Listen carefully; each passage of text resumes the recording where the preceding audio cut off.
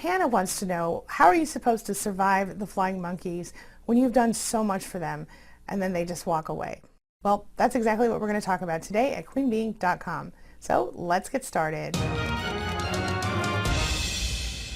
First of all, I think it's really important that we define a flying monkey. And the short version is that flying monkeys are named after the witch from Wizard of Oz who used them to do her evil bidding. Well, essentially it's the same thing for the narcissists. They have people who they sort of manipulate or control into doing their bidding for them.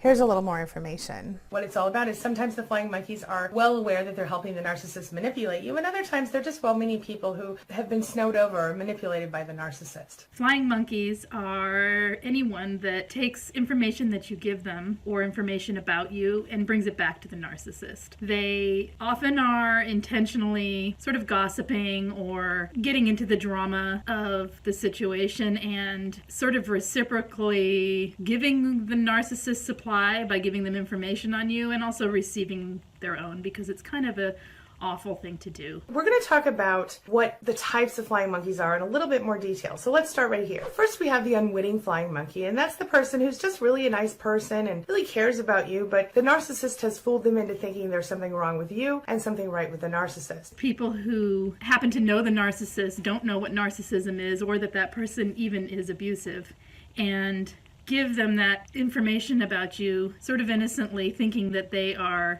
answering a concern the narcissist has about you. So the narcissist will very often convince like your best friend or your mom or your cousin or your whatever, even their relative who has become very close with you, to help manipulate you. Now that person doesn't believe they're helping to manipulate you. They really think something's wrong and they're really trying to help. But inevitably there are many unwitting flying monkeys involved when a narcissist is around. But even worse than the unwitting flying monkey, in my opinion, is the sort of co-narcissist flying monkey.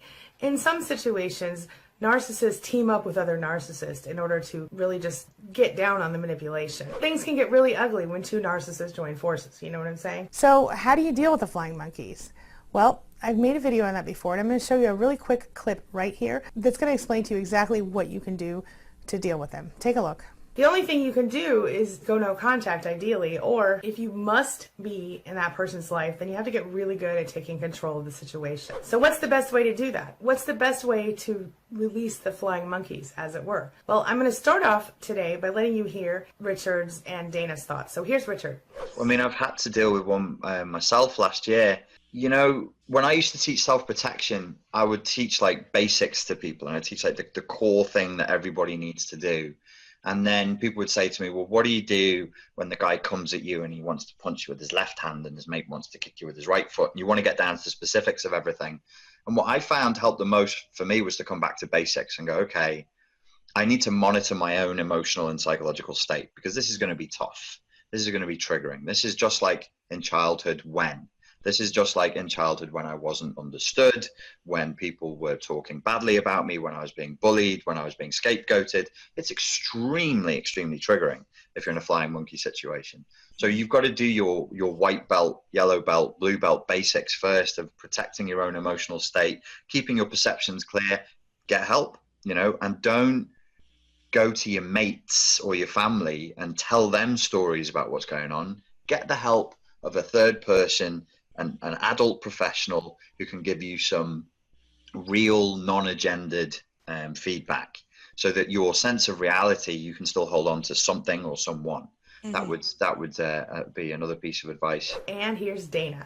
Do what you need to do in order to stay safe and sane. So if that means changing your email address, changing your phone number, getting a fake Facebook account if you're on social media, really learning about what people can see on social media. If the flying monkey stuff is more in person, then trying to have a witness to your experience as much as possible, either recording stuff on your phone, or if you're dropping off your child or what have you, doing it in a public place, like, you know, I don't know, a McDonald's or something where there's other people around, where it's not, so you're trying to limit the damage that a flying monkey can do. And really so much of this stuff is about anticipating what you think that they might do.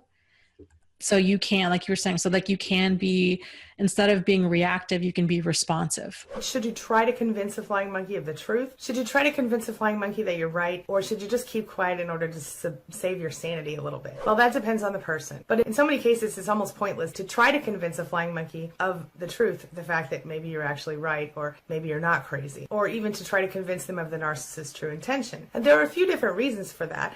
One of them being that the narcissist probably already told them that you would say whatever you're going to say because they're such manipulators. The other part is, if you are dealing with a co-narcissist situation, well, we know how effective it is to try to communicate with a narcissist, right?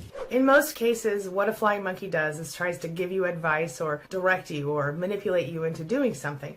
So in many cases, the best option is to just go, okay, sure enough, and then move on. Do what's best for you, because the flying monkey is not going to accept whatever you say because the narcissist has already twisted their perception if they're a nice person in real life, or because they're also a narcissist. Either way, it's not usually beneficial to try to convince them. My rule is, if it's someone who I believe is on my side, I will explain one time exactly what I think.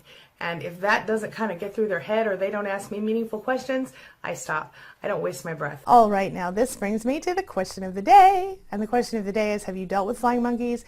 And if so, what are your best tips for stopping their behavior and stopping them from doing the smear campaign with the narcissist? Share your thoughts, share your ideas, share your experiences in the comment section below, and let's talk about it. As always, thank you so much for being a part of my day and a part of my life, and hey, thanks for letting me be a part of yours. It really does mean a lot to me. Now, before I go, make sure you take a look at the 2 videos I'm leaving for you right here, and while you're at it, hit that subscribe button so we can stay connected and continue on this healing journey together. I'll see you soon.